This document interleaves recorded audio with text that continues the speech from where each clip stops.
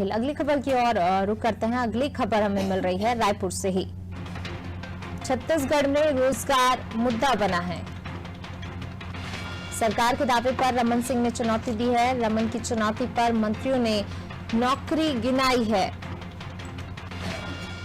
CM ने कहा था 5 लाख रोजगार दिए। रमन सिंह ने आंकड़ों पर सवाल उठाए हैं। निकाय चुनाव से पहले छत्तीसगढ़ की सियासत गर्मा गई है, तो छत्तीसगढ़ में नौकरी पर अब सियासत देखने को मिल रही है। नगरीय निकाय चुनाव के पहले धर्मांतरण और सांप्रदायिकता के मुद्दों से गर्मा रही छत्तीसगढ़ की सियासत बुनियादी मुद्दों की तरफ अब लौट रही है और अब रोजगार यहां सियासी मुद्दा बनता हुआ दिखाई दे रहा है। इसका प्रारंभ जनवरी के पहले हफ्ते में आए centre for monitoring Indian economy की रिपोर्ट से हुआ है।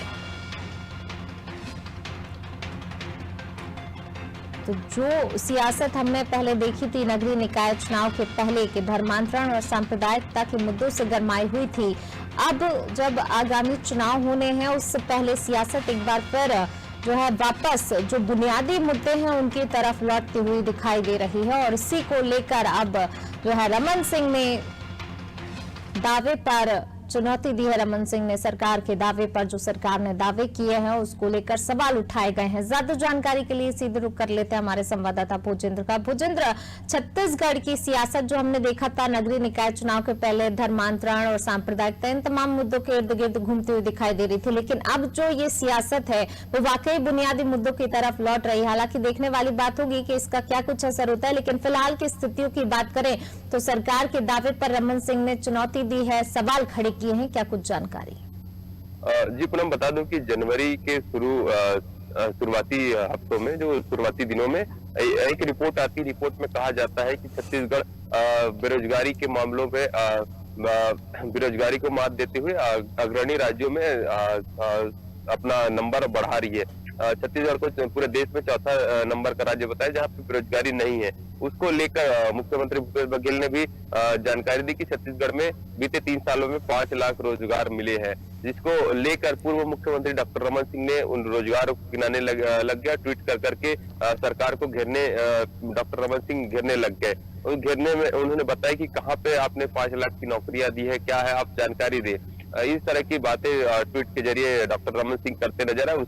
उसके बचाव करते कांग्रेस के 2 मंत्री कल के दिन राजीव भवन कांग्रेस भवन में प्रेस कॉन्फ्रेंस करके जानकारी देते हैं कि छत्तीसगढ़ में हमने इस तरह के तरीके से 5 लाख नौकरियां छत्तीसगढ़ के लोगों को दी है। तो सीधे तौर पर यह कह सकते हैं पूनम कि छत्तीसगढ़ में अब असल मुद्दों पर राजनीति शुरू हो गई है, क्योंकि छत्तीसगढ़ में बेरोजगारी एक बड़ा मामला है। बेरोजगारी को लेकर छत्तीसगढ़ में लगातार बात उठ रही थी। अब ये बात अब फिर से बढ़ने लगी है कि छत्तीसगढ़ के मुख्यमंत्री भूपेश बघेल कहते हैं कि हमने 5 लाख नौकरियां दी है। वही विपक्ष और पूर्व मुख्यमंत्री डॉक्टर रमन सिंह कह रहे हैं कि 5 लाख नौकरियों को गिना के बताइए। तो ये सारी बातों को लेकर अब छत्तीसगढ़ में राजनीति छिड़ गई है और असल मुद्दों पर अब राजनीति शुरू हो गई है। पूनम, बिल्कुल भूजेंद्र, जिस प्रकार से बुनियादी मुद्दों की तरफ ये राजनीति लौटती हुई दिखाई दे रही है, यानी कि कह सकते हैं कि इसके अलावा भी और भी कई मुद्दे ऐसे होंगे जिनको लेकर आगे छत्तीसगढ़ में सियासत बुनियादी मुद्दों को लेकर अब दिखाई दे सकती है। अन्य कई मुद्दे ऐसे, और अगर बात की जाए कौन कौन से ऐसे वहां के जो बुनियादी मुद्दे हैं जिन पर हम सियासत देख सकते हैं, क्योंकि रोजगार तो सबसे बड़ा मुद्दा है ही, लेकिन इसके अलावा छत्तीसगढ़ में अन्य मुद्दों की बात करें तो कौन से ऐसे मुद्दे हैं? जी निश्चित तौर पर पूनम, छत्तीसगढ़ में रोजगार तो अहम मुद्दा ही था ही, साथ ही कई तरह के अभी मुद्दे छत्तीसगढ़ में खुलने लगेंगे, क्योंकि प्रधानमंत्री आवास योजना का जो पैसा केंद्र सरकार ने वापस ले लिया, क्योंकि स्टेट गवर्नमेंट के द्वारा हमारे छत्तीसगढ़ सरकार के द्वारा जो हिस्सा दिया जाता है प्रधानमंत्री आवास योजना में, वो पैसा भी नहीं देने के कारण केंद्र सरकार ने राज्य शासन से वो पैसा वापस ले लिया था। ये एक मुद्दा है। वैसे तमाम कई मुद्दे हैं जिसको लेकर विपक्ष अब सरकार को घेरने की तैयारी कर सकती है, क्योंकि महज अब 22 महीनों के आसपास में 22 महीनों के आसपास बाद चुनाव होने वाला है। तो एक ज्यादा समय नहीं बचे कि ये 2022 ही है जो विपक्ष को मौका मिलेगा सरकार को घेरने के लिए, कि 23 में आचार संहिता और चुनाव की तैयारियों में बीत जाएगा। एक ही साल अब कह सकते हैं कि एक ही साल छत्तीसगढ़ में बचा है राजनीतिक पृष्ठभूमि तैयार करने के लिए। कांग्रेस 70 सीटों पर अभी काबिज है छत्तीसगढ़ में और भाजपा के पास महज 14 सीटें हैं।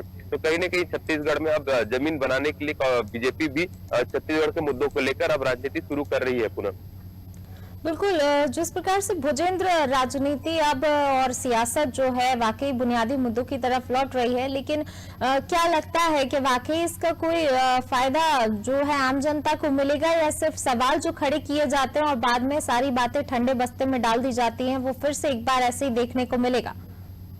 जी निश्चित तौर पर पूनम, ये जो मामले उठ रहे हैं ये जनता के मामले हैं। जनता के मामलों को अगर विपक्ष उठाती है तो निश्चित तौर पर उनको पूरा करने के लिए सरकार कुछ न कुछ कदम उठाएगी। अगर कदम नहीं उठाएगी तो यही जो मामले रहेंगे वो बीजेपी के घोषणा पत्र में रह सकते हैं, उनके संकल्प पत्र में रह सकते हैं, क्योंकि पिछली बार जो सरकार कांग्रेस सरकार बनाई उसके पहले ये जो तमाम मामले थे, खास करके शिक्षा कर्मियों के नियमितीकरण, संविलियन का मामला, शासकीय कर्मचारियों के वेतनमान को लेकर कई तरह के अनियमित कर्मचारी थे, स्वास्थ्य कर्मी थे, इन सारे लोगों के जो संकल्प पत्र घोषणा पत्र कांग्रेस के द्वारा बनाया गया था, उस घोषणा पत्र में सारी चीजों को शामिल किया गया था। साथ ही किसानों के जो मामले थे, किसानों के धान खरीदी के मामले थे, धान खरीदी में जो 2500 रुपए का घोषणा कांग्रेस ने तैयार किया था, साथ ही बोनस के लिए भी बात कही गई थी। तो इन सारे मामलों को लेकर कर्ज माफी का मामला था, ये कांग्रेस ने घोषणा पत्र तैयार किया था। उन घोषणा पत्र के चलते कांग्रेस को एक बम्पर जीत मिली थी छत्तीसगढ़ में। उसका ही बेनिफिट अब बीजेपी उठा सकती है, क्योंकि बीजेपी अब सरकार को घेर रही। सरकार के जो मुद्दे जो वो पूरा नहीं किए, खासकर सरकार ने जो घोषणा पत्र में जो जारी किए मुद्दे थे, शराबबंदी का मुद्दा वो आज तक पूरा नहीं हुआ है, और कई और मुद्दे हैं जो पूरा नहीं हो पाया। बेरोजगारी भत्ता देने की बात जो की थी, जो बेरोजगार है उनको बेरोजगारी भत्ते देने की भी बात कांग्रेस ने अपने घोषणा पत्र में की थी, वो भी अभी तक छत्तीसगढ़ नहीं मिला। तो इन तमाम जो मुद्दे हैं उसको लेकर बीजेपी अगले चुनाव में उतर सकती है और उसी को मुद्दा बना सकती है। पूनम जी बिल्कुल, भुजेंद्र आप बने रहिए हमारे साथ, मैं लौटूंगी आपके पास। तो बिल्कुल कहीं ना कहीं विपक्ष होने के नाते इन तमाम मुद्दों को अब उठाया जा रहा है। देखने वाली बात होगी कि इसका जनता पर क्या असर पड़ता है और आगे जो स्थितियां हैं वो किस प्रकार की बनती हुई अब दिखाई देती हैं।